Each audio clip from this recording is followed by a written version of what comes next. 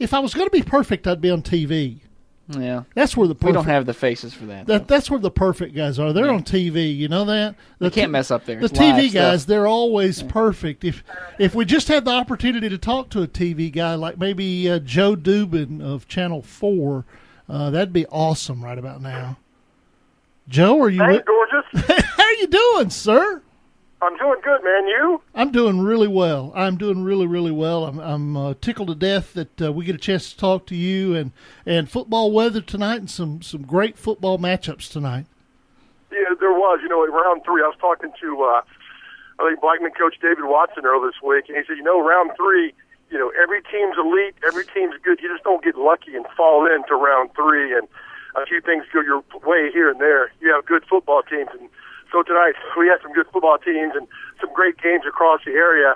I got to tell you, I was shocked at the Blackman score against Maryville. I know Maryville's good, but I thought Blackman might have a shot tonight, and man, they just keep on rolling, don't they? Yeah, 16 years in a row in the state semis. That's a pretty impressive record for Maryville. But they're going to have their hands full next week with Oakland. Now I know that a lot of the West Tennessee teams will come to Nashville.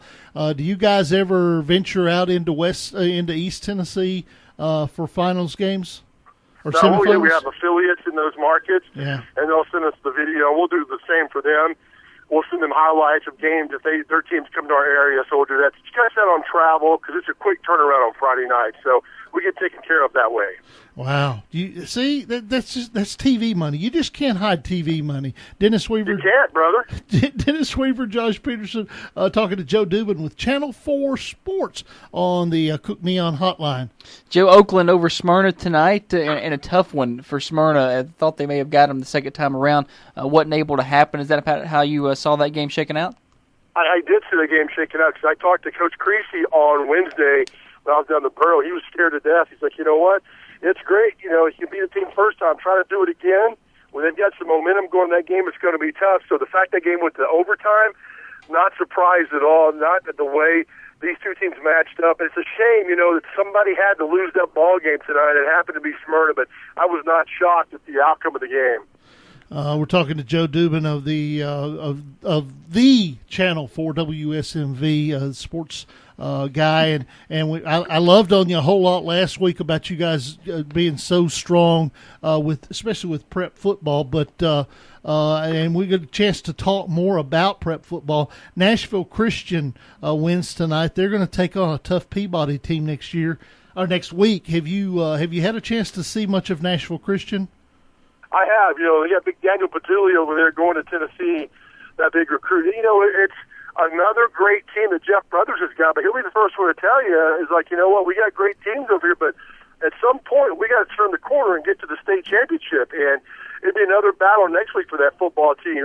Jeff Brothers is one of the best coaches around. He had great success when he was at Pope John Paul. Golden Tate played for him out there, and he's done the same at Nashville Christian, but that's a good football team, and Daniel Patulli's a heck of a player. But again, it'll be a tough game for Nashville Christian next Friday night. If they can get that game and get to the stage, then as Jeff Brothers has told us, that program will have turned the corner. Until then, you really can't say much. Yeah. It appears that CPA is going to have their hands full with undefeated Liberty Magnet coming in next week, too. Yeah, and that's going to be a heck of a ball game in 3A. CPA is the defending state champion, and they're loaded.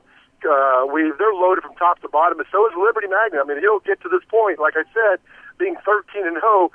If you're not a good football team, that's going to be a heck of a game. And you know what? That's the way it should be. These semifinal matchups should be good. And down the board, looks like we got some really good games going on, including, I want to back up to 6A Ravenwood. Yeah. I know Will Hester and Ravenwood would love to meet Maryville again in the finals.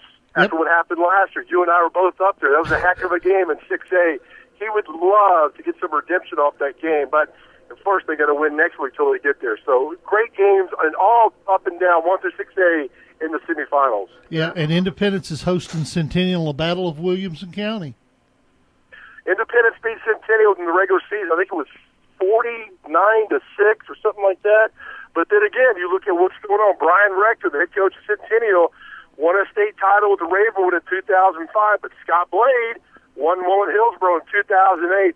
And this is when the brackets came out. If you looked at it, and he said, all right, let's look at 5A. You just kind of had those guys meeting up in the semifinals. You'd love to see this in the state finals if that would have happened, but one of those teams is guaranteed to make it to Cookeville in 2 weeks. It's just it's a shame they got to meet in the semifinals. It's going to be a heck of a ball game. Yeah. Pamela Rogers, did you reserve your room with Pamela again? I'll have to check my itinerary with my staff. I'm not quite sure yet. Oh, my goodness. I'll have to wait and see. Yeah, it's and just completely clueless. You were just completely clueless to who it was. You had a celebrity in front of you, and you didn't even know who she was. I had no idea. I had absolutely no idea. Maybe somebody told her that she had a celebrity, back in line there. So who knows? No, I don't think so. I don't think they had. You talking about Ricky? Was it Rick? No, but not him. It might have been George Plaster. I'm not sure. Might have been. Hey, we got to run. I enjoyed talking to you, and I'll see you weekend after next. Okay. Always, brother. Thank you. All right. That's Joe Dubin of Channel 4.